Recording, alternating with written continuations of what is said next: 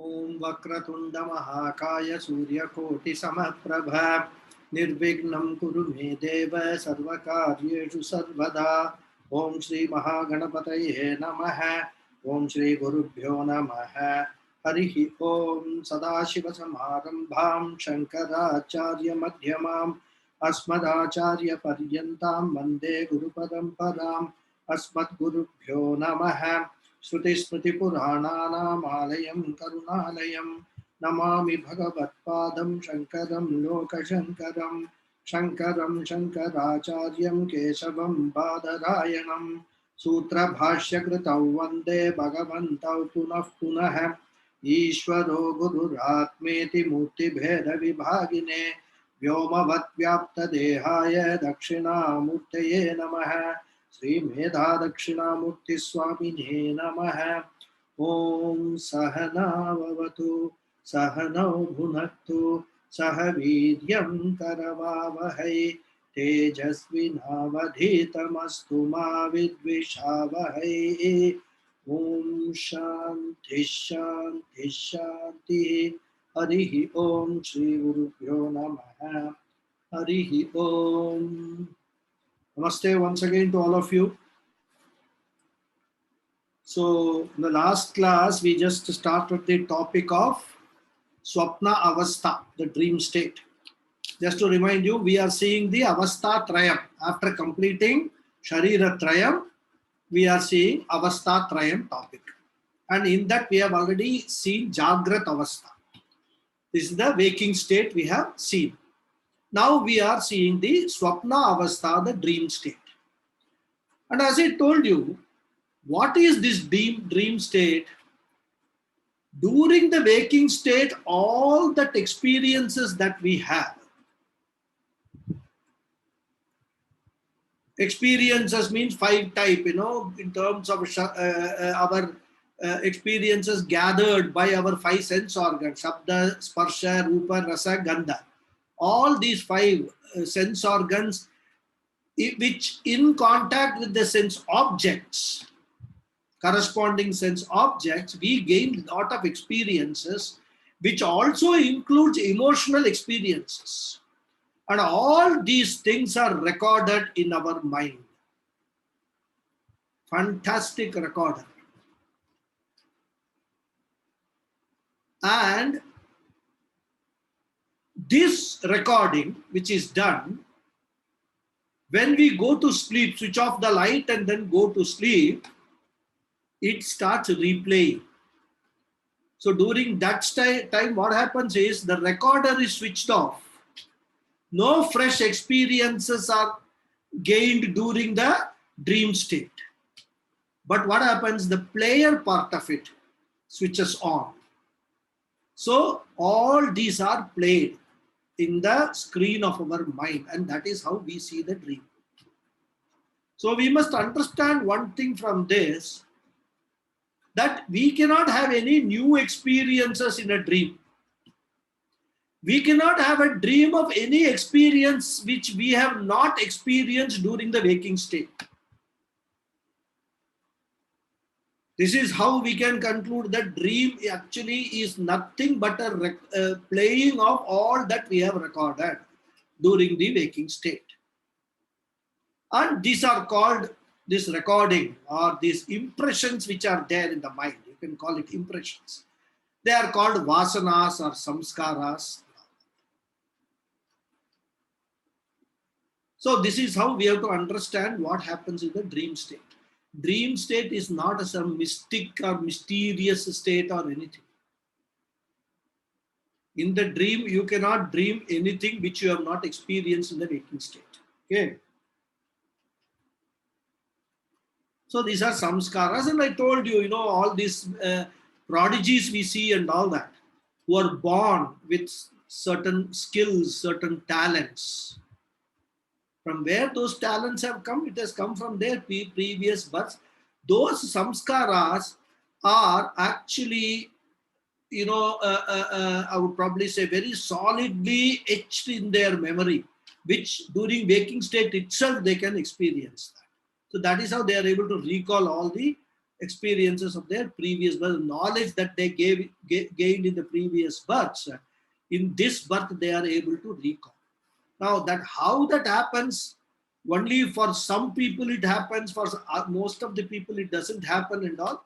That is part of the whole law of karma scheme. We cannot go into it. It is decided by Ishvara how it is to be done. Who are the people who have who get this specific, what's a manifestation of this previous talent. One of the things that we can guess, or we can make a very intelligent guess, is that if you have a very solid or very strong inclination for something, then that forms a very strong samskara. And that samskara, when carried forward, has a higher chances of manifesting in the future birth. Because for us, what happened in our childhood or even during our teens and all, we don't even remember now. But to remember what is from the past birth and all, it's little too much for ordinary human beings like us. They are all special. Because Bhagavan wants to always exhibit his glories. And the only way he can exhibit his glories is through human beings. So he chooses some people based upon what they have done in the previous birth, and then through those people, the glories of Ishvara are exhibited. Okay. So it's a balance of talent from the previous births, you can say. So this waking state is a very sophisticated recorder, as I told you, and the whole recording gets replayed. And mind you, this recorder has got no limitation. I mean, many of our recorders are the recording devices, not devices, or recording media, right? They have limitations, some GB and MB and all that, that discs used to come. So many things have happened. Now, even now, we record it on this, we will store it on this external hard disk, 2 TB, 4 TB and all. But still there is a limitation. So, but our mind, this recording where it all getting recorded in the chitta actually, the chitta part of the antakarna, no limitation. Birth after birth it records. So that is how we have to understand. And that is what the Acharya is saying here, is explaining. Jagrat avasthaya, that is during the waking state, yat drishtam yat shrutam, what is seen and what is heard. We can add what is smelt and what is touched and what is tasted also along with that. Because normally in Shastra, this is the style. They won't sell the whole thing. They will give one or two and then say etc. So yet, and that is when that happens, we have to understand it is referring to all these 5 sense organs, 5 sense experiences that we get. Tat janita vasanaya. Janita means born out of. Tat janita means born out of that experience. All those experiences. The impressions which are gained by the mind through those experiences, which are called vasanas, vasanaya, right?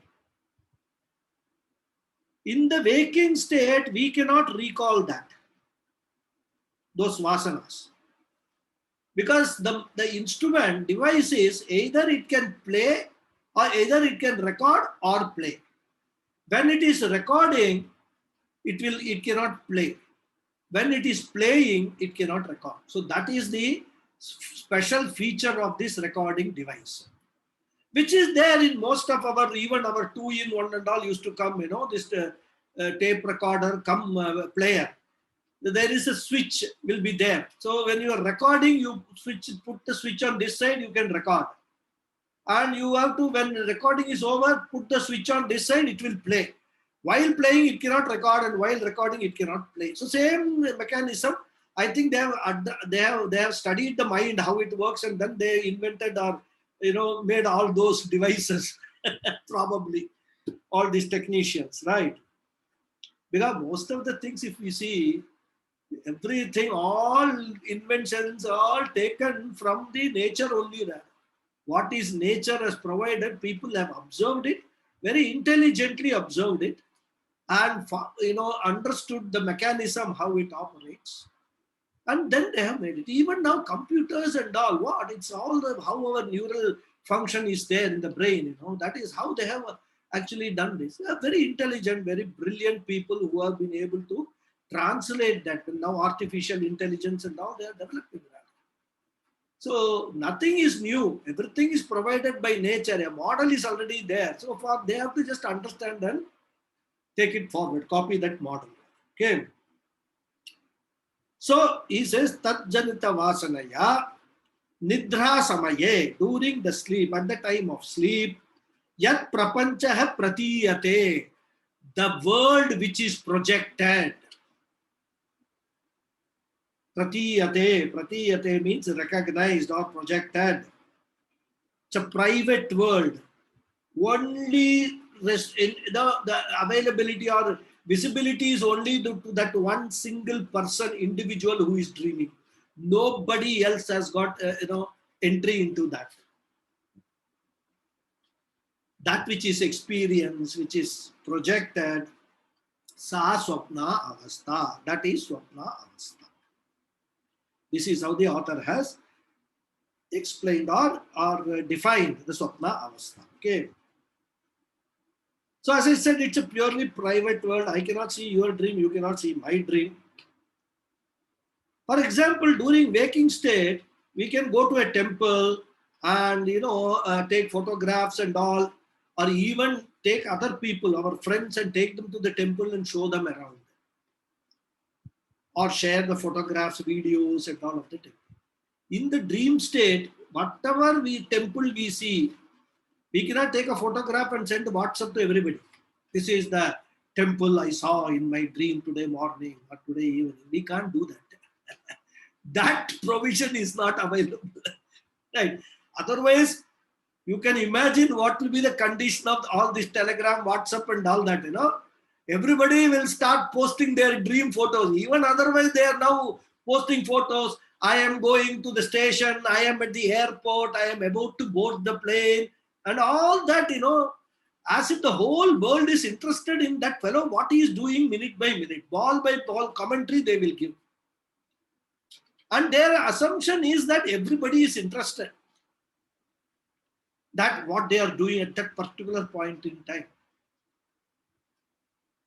I humorously say that some people post also, I am now going to the toilet. That also they will post one photo. Selfie they will take with the toilet door, behind. They will take a selfie and post it. WhatsApp, Facebook, and all. Such people are there. They are actually, according to me, great source of entertainment for all of us. I love those people. But sometimes it becomes too much. So I will say, okay, see, and there are some people who are very, very, particular about that. Every movement they will post. So the moment I see the name who has posted it, I know that it is one of those, waking state experiences. He has posted that. So I may skip it also. Anyhow, coming back to the topic. So this is the dream state. It is purely personal, subjective.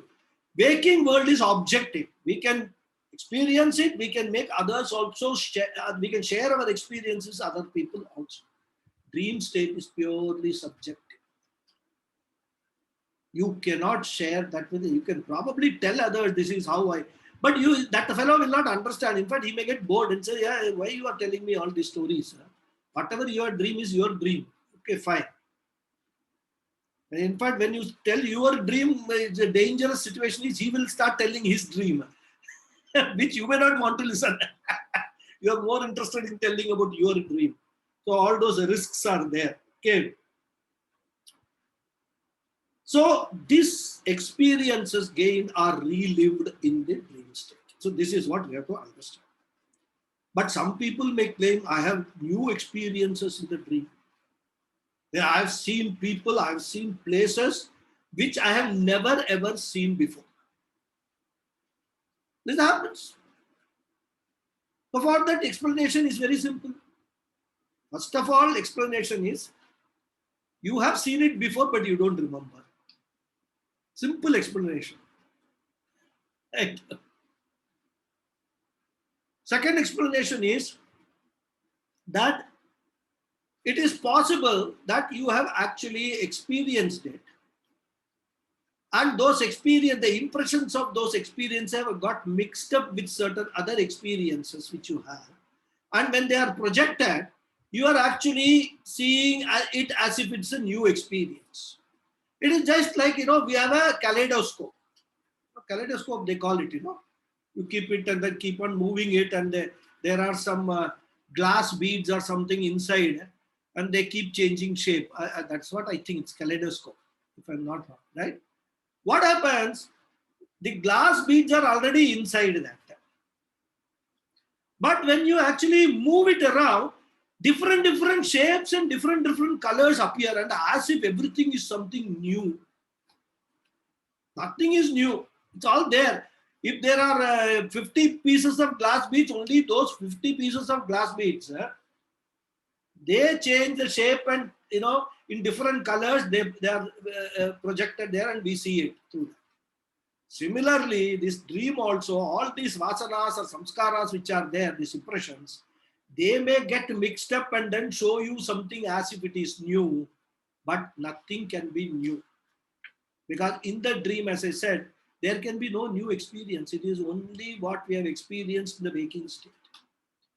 And the third explanation we can say is that you might have experienced these things in one of your past births.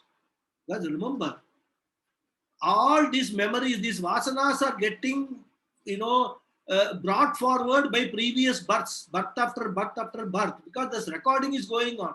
It's a part of Sushma Sharira. Sushma Sharira keeps on going taking different bodies, as we have already seen. So all these vasanas get carried, they get carried forward to the future bodies. So in a new body, which we have acquired in this birth, those vasanas which we have, those experiences which we have had in the previous births are already there, stored. And those experiences may also get projected during our dream in this birth. And we think that we have never experienced this before. But you have experienced it in the previous birth, one of the previous births.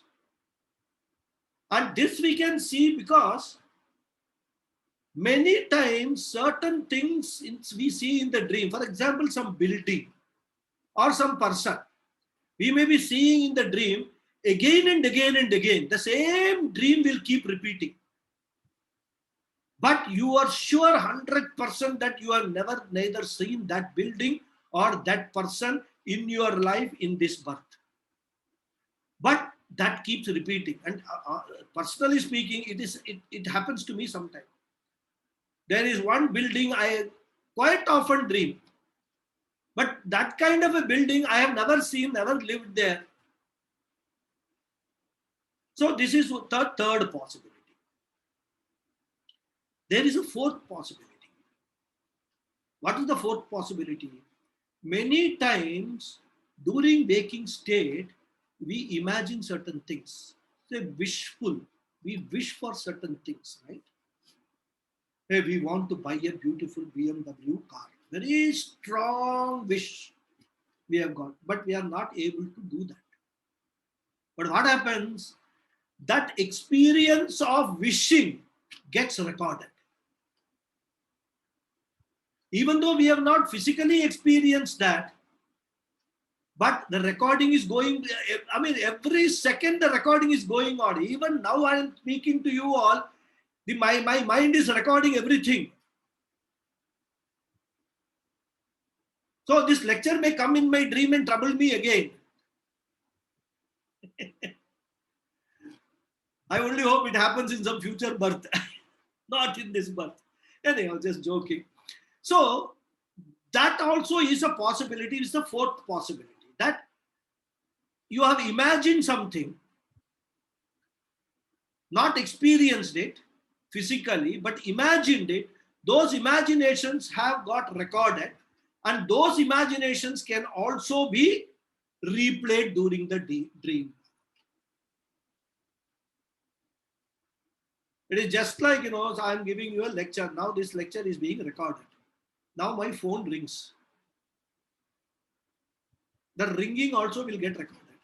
Even though that is not the purpose of recording, it will automatically get recorded. And when I replay it, at that time the ringing will happen. I will hear the sound in the recording. Similarly, whatever the thoughts come to our mind, they are also vasanas. They create vasanas. That is why, in the Shastras it is said that you must keep your thoughts noble thoughts. The mechanism, how this whole thing happens, is very complicated.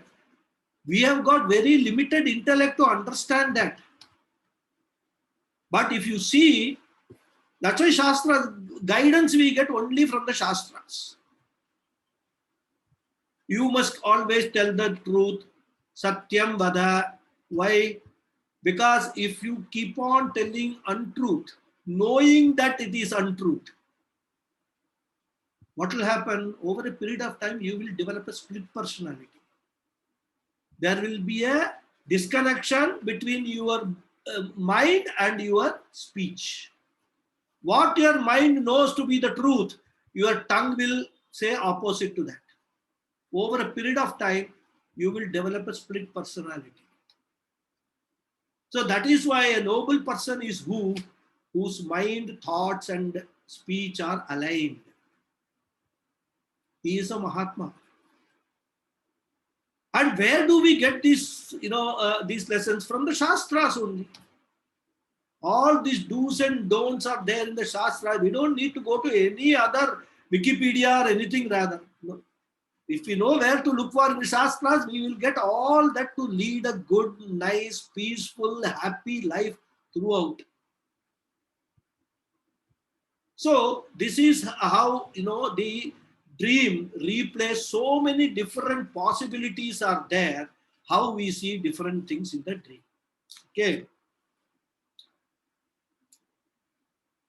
Some people claim that we see future events in the dream.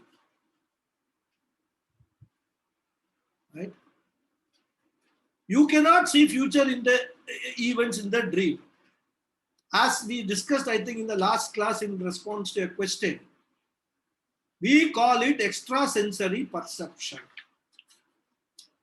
So you have actually, using your ESP power, experienced a certain future event in your waking state. And that has got recorded as a vasana or a samskara. That can replay in the dream.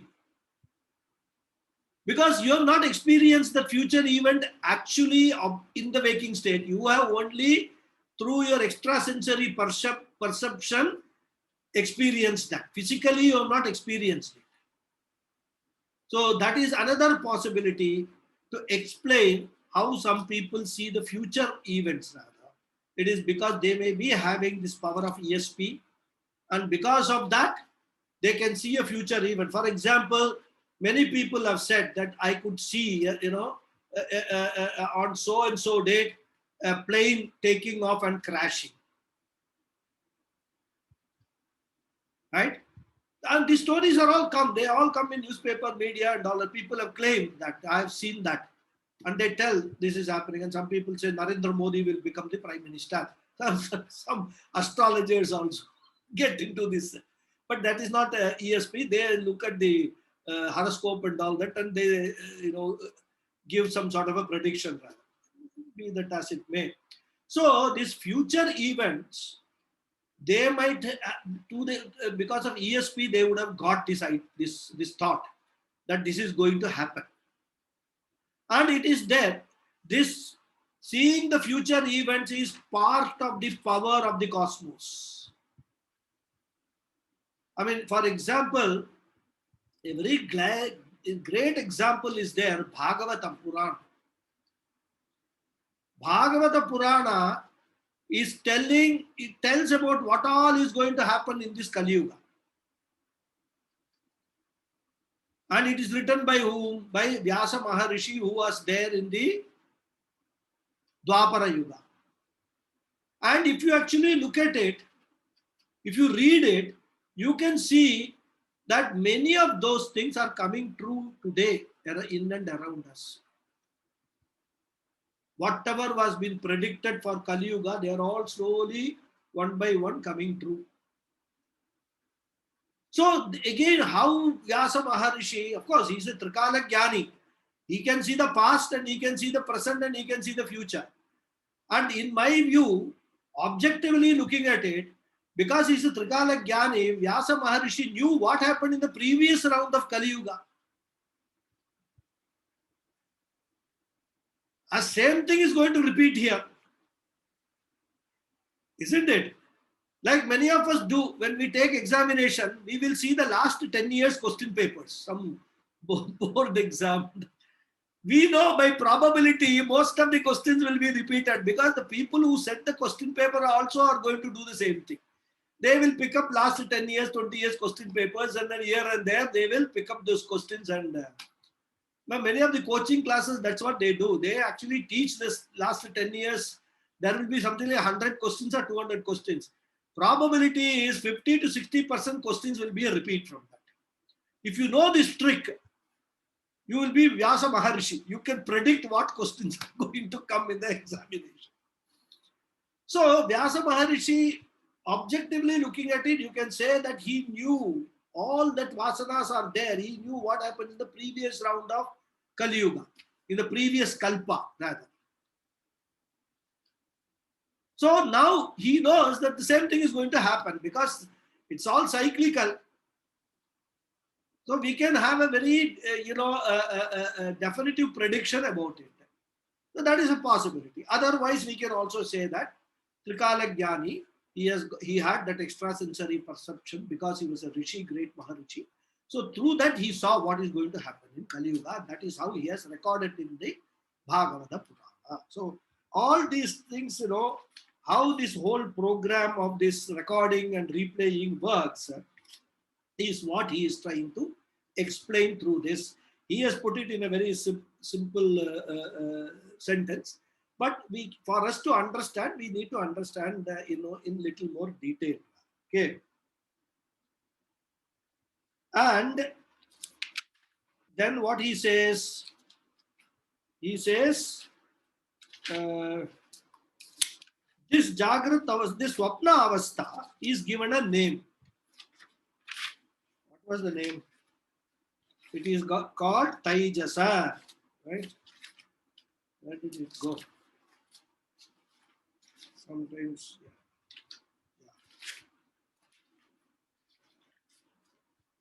yeah. Sukshma Sharira Bhimani Atma Taijasa Ityuchyate. So this Swapna Avastha has got identification with the Sukshma Sharira. Like the Jagrat Avastha we saw as identification with the Stula Sharira, with the gross body. And it was called what? Vishwa. Now a name Shastra gives to the Swapna Avastha, which is called Taijasa. Taijasa. So this name we have to, as I told you, just remember, when you say Taijasa, it refers to Swapna Avastha. That much we must remember. Okay. So Taijasa means a dreamer. Vishwa means a waker. Taijasa, a dreamer. Okay. So somebody is sitting in the class and dreaming about things, and then this Acharya will say, hey, Taijasa, come back to the class. He may not understand what the Acharya is saying. Well, Acharya is, using a Vedanta terminology rather. Okay.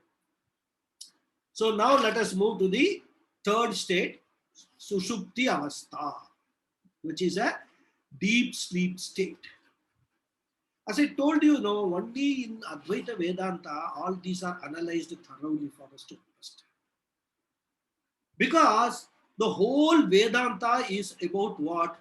Knowing our true self, our true nature. And to know that, we must know everything about ourselves. Because we have a notion. What notion? We have a misconception actually. because of our ignorance. That we are this, we are that, I am this, I am fat, I am no, I am intelligent, I am sick. All these we take ourselves to be so many things, hundreds of things. Whenever we are asked to describe ourselves, very easy, we can describe it in any way. All this, either in terms of the the physical body, or in terms of our sukshma sharira, we can describe. My mind is disturbed, isn't it? I have a digestion problem. All sukshma sharira related. But whom are we referring to? I have. So Vedanta says that this I, which you have been, identifying with all along, my dear, please note that it's all wrong. It's all misconception. It is because of your ignorance. You are none of this. Na iti, na iti, na iti is what Vedanta says. So for that, to make us understand, Vedanta goes into a very deep analysis of every aspect of our life. And that is why this deep sleep state is also one of the experiences. It is an experience of a state where we have no experience. See the beauty. In deep sleep state, we have no experience because everything is resolved. All your physical body is resolved. Your sukshma sharira is resolved. All your sense organs and all do not operate. Mind, buddhi, everything is resolved. You cannot gain any experience. There is no question of anything. You are in deep sleep. But what happens when you wake up? You know that you were in deep sleep. And during that stage, you know that you did not know anything. Isn't it? So that knowledge of the deep sleep state, or you can put it the experience of no experience, is being gathered somewhere. Right? This is why Vedanta requires deep thinking. That's why contemplation, reflection is a very important part of Vedanta. Take one thought, one idea, go and sit in a quiet place and think about it. How, after getting up, how do I know that I had a deep sleep? I had a very relaxing sleep. How do I know that? Because all the instruments for experiencing or recording that experience are not working during the deep sleep state. Then how do we say, I had a very good sleep? So somebody was watching, somebody was experiencing or witnessing that deep sleep state. Vedanta says that somebody is you.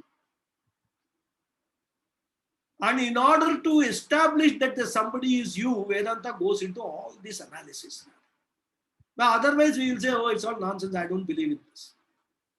So Vedanta is meant for only thinkers. That is why people who come to Vedanta should be prepared to apply their mind.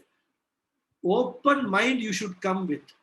Be prepared to take everything which is coming from the Guru and the Shastra.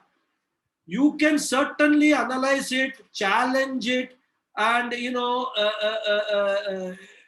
interpret it in your own way. But you must have an open mind to first receive all the knowledge. And then you can either accept it or reject it. So this is the prakriya or the methodology of Vedanta, and in that this Sushupti Avastha plays a very important role. And as I said, Mandukya Upanishad discusses these three avasthas, threadbare, especially the Karika of Gaudapada. Okay. So he says, the student is asked, okay, he has seen Jagrat Avastha and Swapna Avastha. He says, Atha Sushupti Avastha ka. What is this Sushupti Avastha? And that very beautiful answer he gives. Aham kimapi na janami sukhena maya nidra anubhuyata iti sushupti avastha. Karana sharira bhimani atma prajna ityuchyate. Very nice answer, whatever I have just explained. So he is saying the same thing. The student asks ataha. Ataha means thereafter or hereafter. After we have finished with Sushupti Avastha. Now hereafter, what is this Sushupti Avastha? What is this deep sleep state of experience? And the author is answering, teacher is answering, in this deep sleep state, there is neither external world seen through our sense organs, nor there is an inner world projected through our vasanas. So you neither have a waking state experience nor a dream experience. That is the Sushupti Avastha, deep sleep state. And as I told you, we have these 2-in-1 music players and all. So it is a power off mode. Neither playing nor recording, neither recording nor playing, but you know, switched off. Everything, both recording, playing is switched off. Deep sleep state is, that's why they call it sleep mode. In this tape recorders and all, we got the sleep mode, right? It will neither record nor play during the sleep mode rather. Okay. So that is Sushupti Avastha. And there is a total non-experience in that state. But that non-experience also, as I told you, is a form of experience. That I don't know anything is what? It is knowledge. You may not know anything, but if you have a knowledge that you don't know anything, that itself is a knowledge. Similarly, not having any experience is an experience in itself. That experience is experienced in the deep sleep state. A state of no experience is experienced in deep sleep state. Okay. Aham kimapi na janami. I do not know anything in that state. Kimapi, anything, na janami. I do not know anything in that deep sleep state. Right? And that is why we don't have any reactions also during the deep sleep state. Some people sleep so soundly that even, you know, there must be a big cyclone or something blowing outside.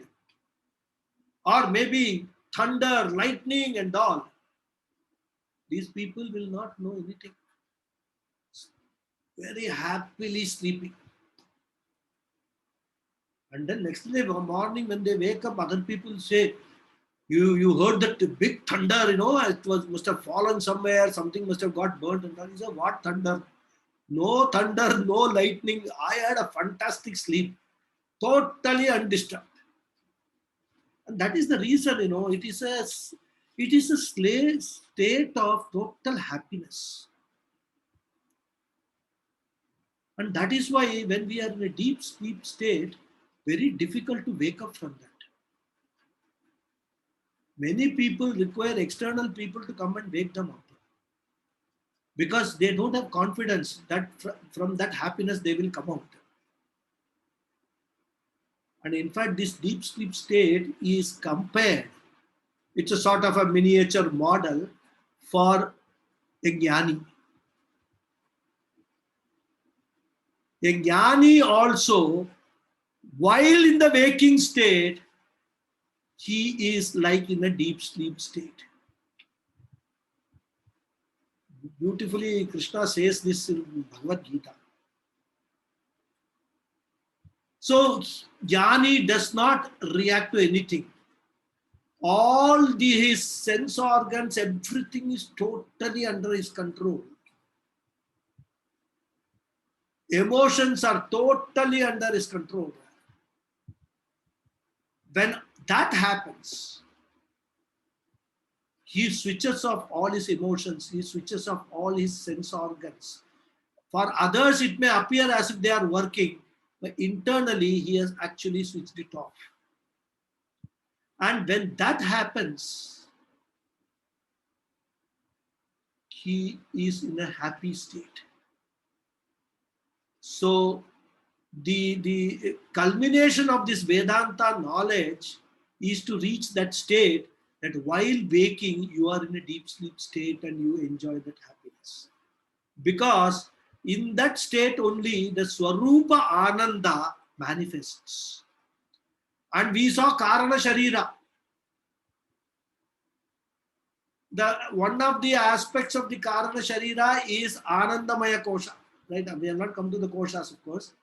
Is the Swarupa Ananda manifests. And that Swarupa Ananda is what a Jnani experiences, or he abides in. I won't even say experience. He abides in. So the deep sleep state is a small model Bhagavan has given us to know what will be our condition, our state, when we actually become jnanis, when we are totally, we get this self-knowledge and we abide in this self-knowledge. We have nishta in this Atma Jnanam. When we have that, what is the happiness that is being talked about in all the Upanishads? This is a small miniature model. It is the same happiness which we will experience in a deep sleep state. Absolutely relaxed. Every cell of the body is relaxed at that time. No stress, no tension, nothing. Only when we wake up, everything will rush back. That's a different story. That is the characteristics of a waking state. Okay. So that's what he says, is the state of deep relaxation. And this is called Sukha Ajnana Anubhavaha. So it is a happy state, but it is a state of Ajnana. We saw Avidya, Avidyopadi, Karana Sharira, right? Ajnana means ignorance. So that deep sleep state, that happiness is because aham kimapi na janami. So that because of that ignorance, the happiness is generated. For a jnani, aham sarvam janami. So that happiness. Because if you see, even in mathematics, the extremes look very similar. 0 can be 0 or it can be full. As I told you in showed you in one of the classes earlier, right? So Shunyam also looks exactly like Purnatva. Only thing is, there in Purnatvam there is light of knowledge. In Shunyam, there is no light. That is why ignorance. Like Amavasya, and today is Amavasya, right? The new moon, the dark phase, that is the end of the dark phase. End of the dark phase. So no light, but you can see the shape of the moon. The shape of the moon you must understand as the Swarupa Ananda.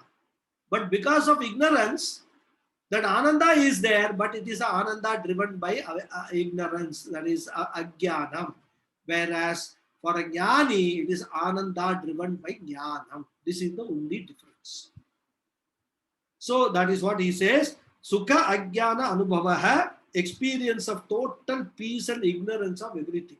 And that's why they say ignorance is bliss, they say in English. So that is a blissful state.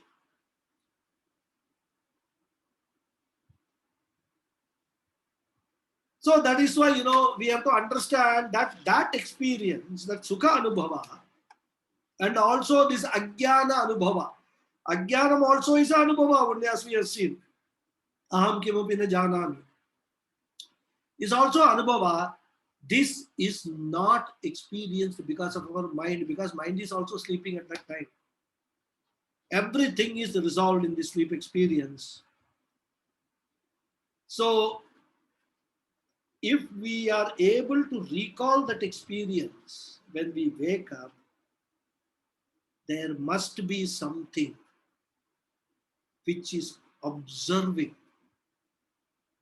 this state of no experience, or this state of ignorance, state of experience of ignorance and experience of sukha, happiness. Some entity is there which is witnessing this, and that entity makes us aware when we wake up that this was what happened during the deep sleep state. Now, question is, which is that entity? We will come to that entity later. Okay. So this is the Sushupti Avastha, and unlike Stula Shariram, Karana Shariram, this Sushupti Avastha is identified with Stula and Sukshma Shariram. Sushupti Avastha is identified with Karana Shariram, which is a potential latent condition, which is in a seed form, Karana Shariram. So the seed of this experience of Ajnanam and experience of Sukham is there in the Karana Shariram. The Karana Shariram always is there. It is only Sukshma Shariram and Stula Shariram which goes to sleep. Karana Shariram cannot go to sleep. Karana Shariram always exists.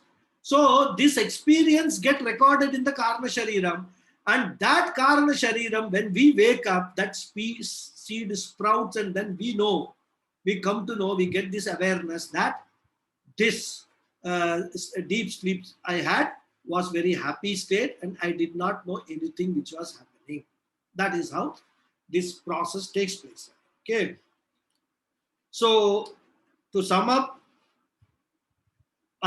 last point, to this deep sleep state, this Sushupti Avastha, the author is giving again a technical name called Prajna. Prajna. Okay. So to sum up, Stula Sharira Abhimani is called Vishwa, the waker. Sukshma Sharira Abhimani is called Taijasa, the dreamer. And Karana Sharira Abhimani is called Prajna, the deep sleeper, or you can just call it the sleeper. Okay. So this is the topic of Avastha Traya.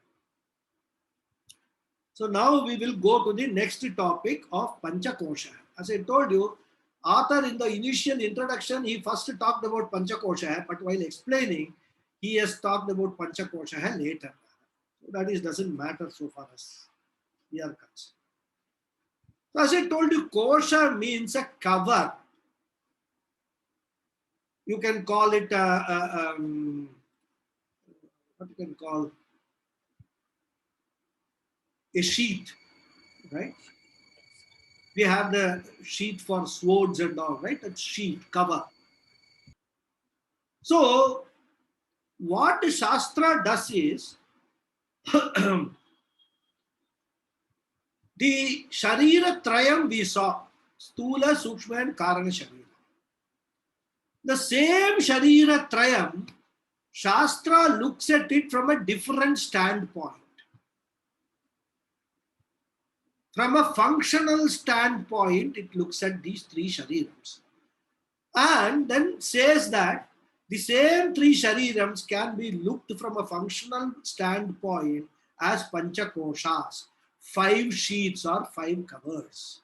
Or you can even understand it very crudely, like during winter and all, we wear 5 dresses, one inner, then there will be one t-shirt, then above that one shirt, and then one maybe a sweater or something, then one coat and one overcoat. I think those who are in the US and Canada and all, especially the eastern, in the East Coast and all, they must be experiencing all this, wearing so many layers of clothes. So the Panchakosha is a 5 layers of this body, of all that Sukshma, Stula, Sukshma, Karana, Sharira put together are organized in 5 layers. That is what is Panchakosha. Okay. So the student is asking, Panchakosha hai ke? And as usual, the author is giving a very cryptic answer. He will explain each one of them in detail later. He just gives the names of this Panchakosha, these 5 layers of our personality.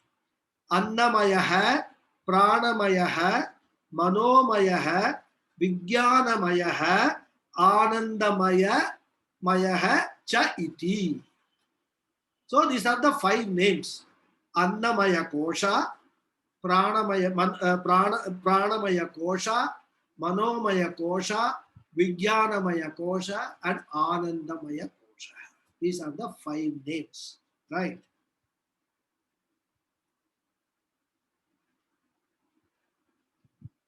So he has listed these 5 koshas. Annamaya Kosha is what? Annam means food. That we all know, right? Annam means food. So the covering or the layer which is modified by the food that we eat, that is Annamaya Kosha. Then the second is Pranamaya Kosha. Pranamaya Kosha is what? The pranic energy which is driving this entire our internal internal functioning, all the system we saw, the circulatory system, respiratory, the pancha prana we saw. Those systems which drive those systems is the second layer, which is called Pranamaya Kosha. Then the third layer is Manomaya Kosha. The mental sheath, mental cover or layer, which drives all our emotional issues, psychological issues.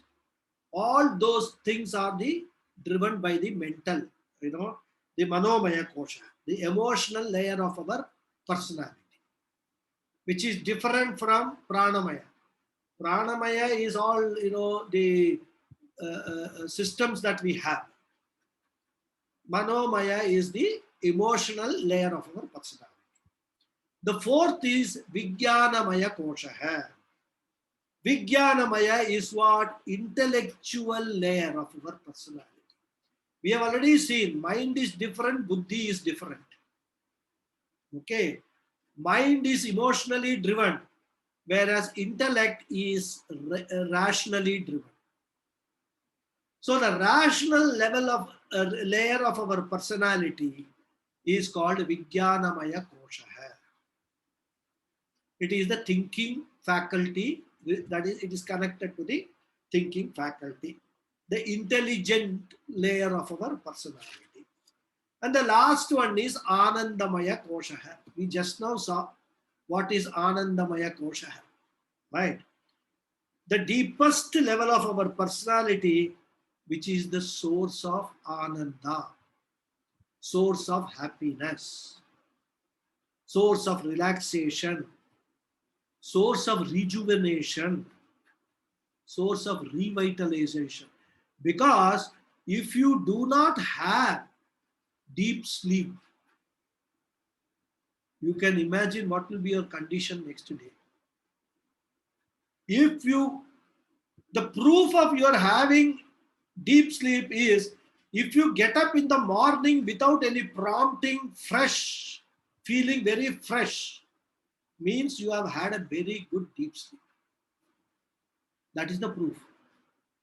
Otherwise, if your whole night has been spent either in waking state, because you are not getting sleep, because your Manomaya Kosha is emotionally doing so many, circus inside your mind, thinking about so many things, about future, your future, somebody else's future, children's future, what will happen. My daughter is 35, she is not willing to marry. Before I die, I need to settle her life. I am unable to do it. Worry. As if by worrying, that night the daughter is going to say yes to marriage. This is what we practically we do. Or my son is going around, all over the world without he has got no job, nothing. He's just doing time pass. How did I get such children? Another worry. I mean, you go to the cause. Huh? All these things can keep you awake till 3 o'clock or 4 o'clock in the morning. From night, whenever you have gone to sleep. Or some people actually use that opportunity to analyze all the soap opera serials that they have seen. That is another wonderful thing. In the night, they will not only analyze it, they will even pick up the phone and talk to their friends and all. Why did this character do this in this particular serial and all that? A big discussion will go on.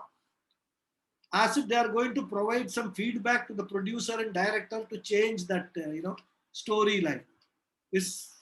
They won't get sleep till 4 o'clock in the morning. And then what happens is you are tired and then you get a dream state. You get into a dream state. For the next whatever time till you get up, you are dreaming some wonderful. That also, that could be very, very, disturbing dreams.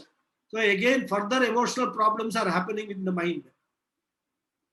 Without your knowing, you may be blabbering so many things. Your spouse sitting next may be very interesting, recording all those things also. Good. Now, lot of things are coming out now. Material for future,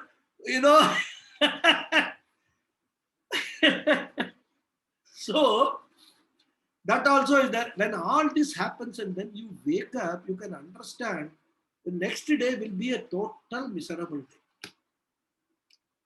You will be having headache, drowsiness, all that will be there. So the proof that you wake up fresh without prompting is a proof that you have had a sound sleep.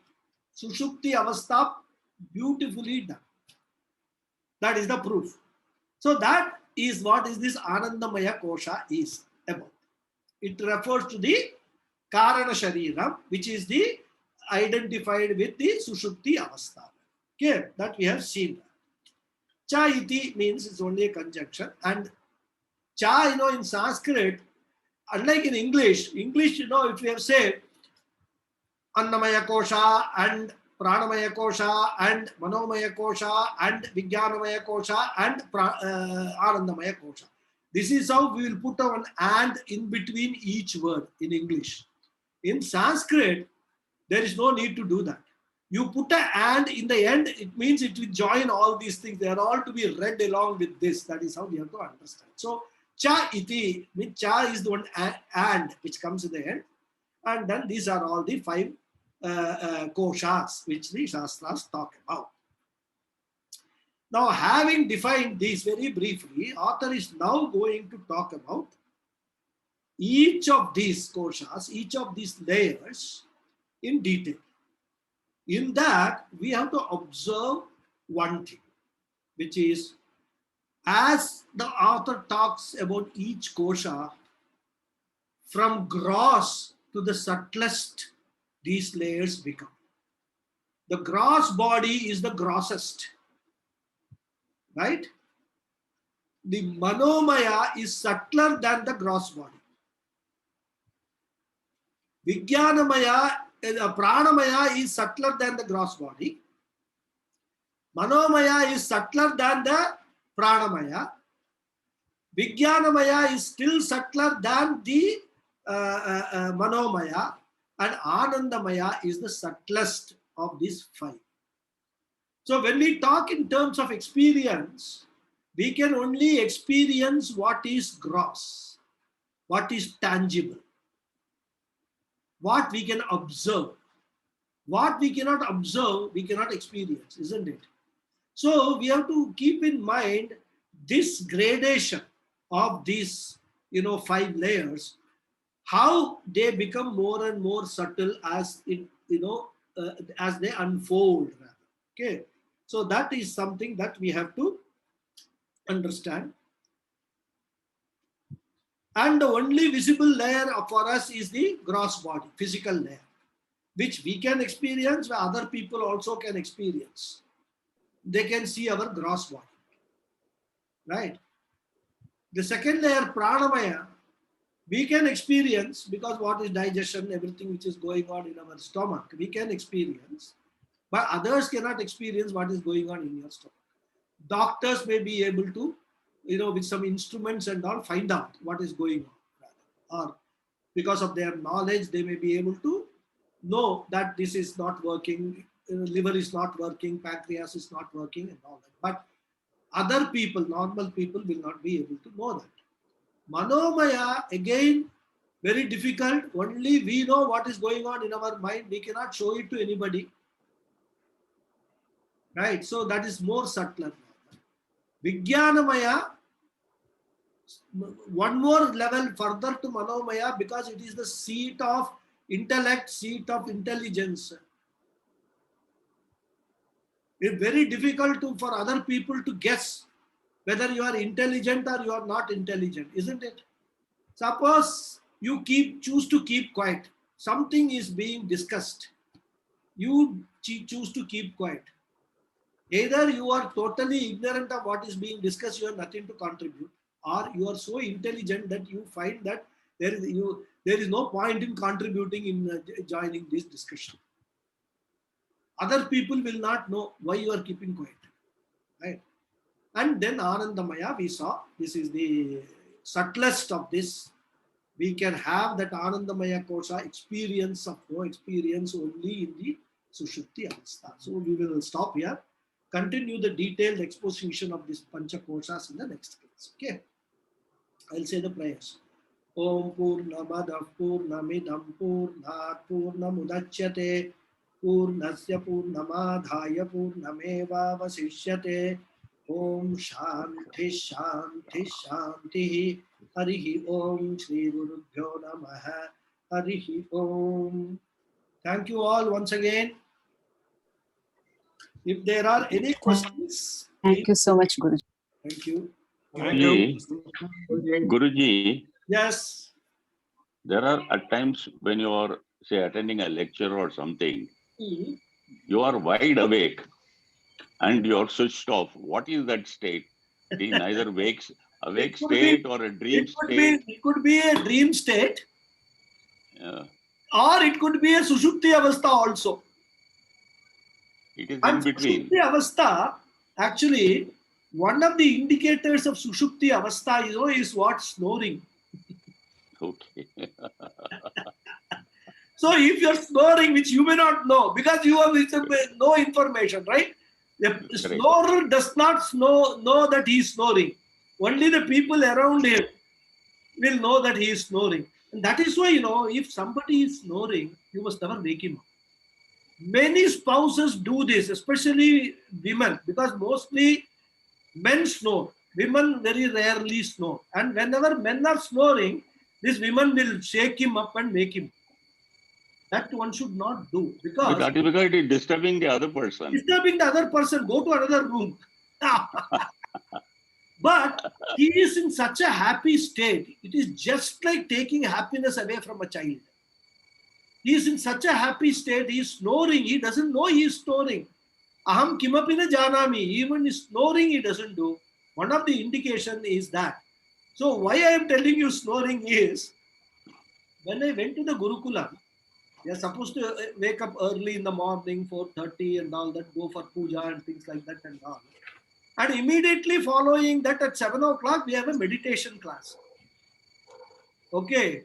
So you can imagine, already we are, getting up at 4:30 and all is a big challenge. It takes time to, today of course, I get up at 4:30 without prompting. That is because of the practice for the last 7 years, 8 years, which I have done. So now it is not a problem. But there initially it was a problem. And meditation class is guided meditation. And guided meditation is, they will switch off all the lights and the Swamiji will speak in very low tones and all that. I tell you, wonderful sleep will come. And I used to sleep off. Sleep off and then snore. And I didn't know I was snoring because people around me, after the class is over, they will say, "Hey, Ganapathy, you're snoring today. You had a very, did you not have a good sleep yesterday and all?" I said, "Probably that, but this is so engrossing, sleep inducing meditation that I must have gone to sleep." Then I went and spoke to my Acharya what to do about it. Puja Swamiji did not have a solution for this. He says that you have to somehow keep yourself awake. Keep trying. I mean, no. So what I'm trying to say is this snoring is a very positive indication. So if somebody in the class sitting there is snoring, take it that he is in Sushupti Avastha. But some people may be there, eyes open and all, but not registering anything which is being told. Exactly, And yes. if you do like this, they will not react. Means what? They are in dreaming something. They are in dream state. So they are not seeing through their eyes, but something is being projected in their mind by the mind. Dream state. So it is possible. Waking state is when you are taking notes. So that is for a guru. If you are taking notes, means that person is listening. Proof. If somebody is not taking any notes and looks to me like like drowsing and all that, then you can say, okay, he is in swapna avastha. Snoring is coming, 100% sushupti avastha, deep sleep state. Raghuji, can I ask you something? Yeah. Because I had been to a sleep apnea. I had a sleep problem like 2 years ago. But he told me, I distinctly recall, I could be wrong. He said snoring does not mean, he says that you are waking up right in the middle, unbeknownst to you, doesn't mean you are having a good sleep. You are not into that thing. That's what he told me. Snoring does not mean deep. Sorry? No, true. Even I am having the same problem, Guru. Into what? I have been prescribed an instrument now. I take it every night. Yeah. Called CPAP. You see, what happens is, that is the medical side of it. We are talking the spiritual side of it. Medical side of it is, this snoring, you may not be aware that you are snoring. Okay. That was the spiritual side. But this snoring may cause obstruction, and it is really the obstruction in your nasal, this thing. Because of which, you may actually wake up. They say you miss your breath at times. Yes. You forget to breathe at times, they say. Yeah, you forget to breathe at times also. That is because the snoring, it's not at all type of snoring. You can, there is a medical side to it. There is a spiritual side to it. Spiritual side is that when you snore also, you don't know. That is the spiritual side, that you are actually snoring and disturbing. So the indication is, when you are in deep sleep state of no knowledge, when you snore, that is the indication that you are in deep sleep state. But from a medical point of view, that may be because all the things are relaxed rather.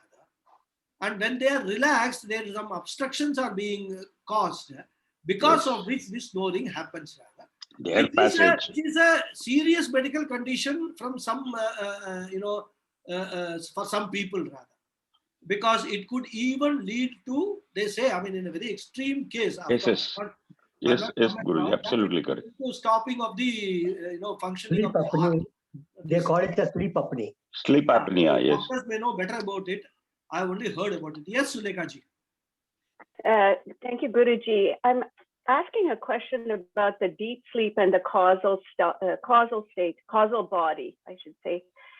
I wanted to know a little bit more, if you could elaborate on this unmanifest state. It contains everything, but we are unaware of it. Is that correct? Is that the correct understanding? Yes. See, this Sukshma Sharira, the mind, the Chitta part of it, is recording all our experiences. Okay. And that mind goes to sleep during deep sleep state. So we cannot have those, we cannot relive those experiences in a deep sleep state. This is one aspect of it. But there is another aspect of our entire life, which is the seed of our future births, which according to the Shastra scriptures is the Papa and Punya, which we have earned during this life, during the previous lives, which are nothing but the good deeds and the bad deeds, the do's and don'ts of Shastra, which we have engaged in.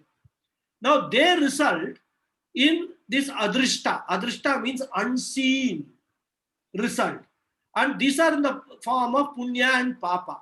Now, where are these punya and papa stored? They are not stored in the mind. They are stored in the karana sharira. They are in the seed form, potential form.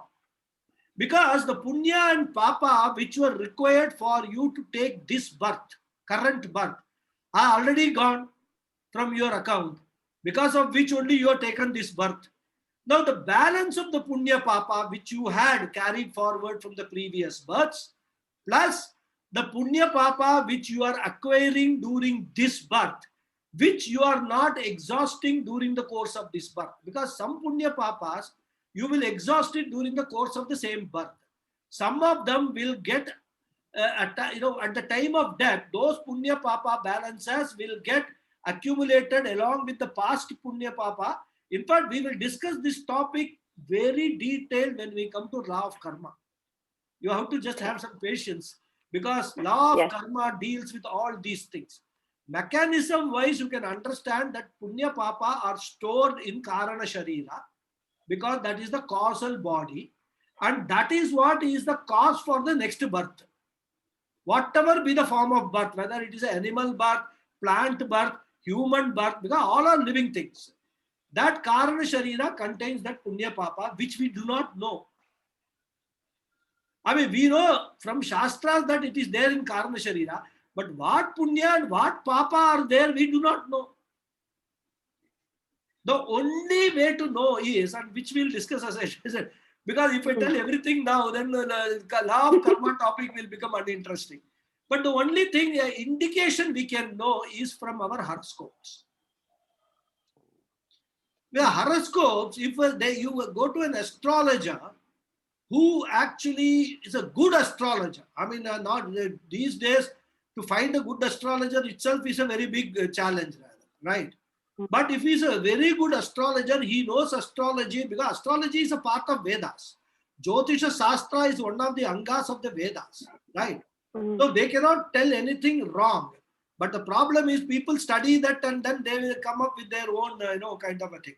If you go to that astrologer and if he sees your horoscope, he may be able to tell you a lot about it, about your past birth, whatever punyas are there. Most astrologers won't tell you that, because many times you may get disturbed. You may spoil your current life by knowing the past. So many times they will not tell us. But I have had personal experiences of 2-3 predictions in my life, which I could never ever have even imagined that such a person should predict it so accurately. When he predicted it, it was nowhere to be seen. But when they happened, I recalled and connected with that prediction of that astrologer. So Jyotisha Shastra is a Shastra with lot of Satya. It's a different thing. Those who practice it, how sincerely they practice it, how much knowledge they have got in that, that's a different question. But to know what punyas and papas are stored in our karma sharira, we can know. Even some Nambudris are there in Kerala and all that. They have got a methodology which is called the prashna, right? So they use certain methodology which is a tantric way of finding out. And they are also in a position to tell certain obstacles are coming. They may not tell what, they will only say there are certain obstacles because of certain things you did in your previous janma. For that, they will also give some prayashchitta karma, some pariharams and all. They will give you, do this puja, do this, do that, do this donation and all that. Those obstacles can be removed. So this is this much I can tell you today. But for a more detailed exposition, you will have to wait for the topic of law of karma. Okay. And my second question to that then is this question of the chitta. If it is unavailable during deep sleep, this concept or process of remembering, I'm still trying to understand. How can we remember if that memory process is unavailable during deep sleep? During deep sleep, are you aware of anything? Nothing. So if you are not aware of anything, that means that the thing which should make, see, the chitta, as I told you, is a storage. It requires a processor to make that information available, and that processor is the mind. Right? So both the mind and the chitta are asleep during deep sleep state. Yes. But what happens when you wake up? When they become operational, then everything you recall, the chitta is available, the storage is available, mind, the processes are available, so it is able to recall from that memory and tell you, this is what happened yesterday. I was wearing this color shirt, or I met so and so in the last month in so and so place. All that is stored there in the chitta. But during deep sleep state, we have no awareness of any of those things. That is what it is, that state. And it is one of the states of our experience, isn't it? We go through all these states. In 24 hours, we will go through all these three states. The waking state, most of the time, dream state, and the deep sleep state. Every day we repeat it. So just by inference, we know that in deep sleep state, all these things are all totally resolved. Otherwise, and in deep sleep state, even if the mind is working, sense organs are working, then we must be able to gather new experiences in deep sleep state. That also we don't do. I mean, just a minimum, I give you the example of thundering and lightning. Suppose that is happening and we are in deep sleep. If the mind is operating, then we must be able to recognize that there was thunder. And when I wake up, I say that no, actually all my sense organs were working and mind was working. So this thunder sound was recorded. But even we don't know that also in deep sleep state. So that is why, but then one thing is that we are in deep sleep state, we know. When we wake up, we know that we were in deep sleep state. How does that happen? That is the question Shastra is asking. Every Advaita Vedanta asks this question. How do you know that you had a deep sleep, relaxed sleep? How do you know that? No other philosophy can answer that question other than Advaita Vedanta. And that is why Advaita Vedanta is the message of the Upanishads.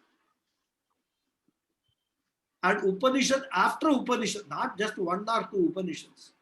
Any Upanishad you take up, Advaita Vedanta is the message of the Upanishads, of the Shastras. And that is what we are all fortunate to be learning that through Swami Chinmayananda, Swami Nyananda Saraswati. Of course, Adi Shankara, we are really very fortunate having been born in the lineage of Adi Shankara, that he did so much of work that today we are able to read it and understand it. That's a great blessing for us, all of us.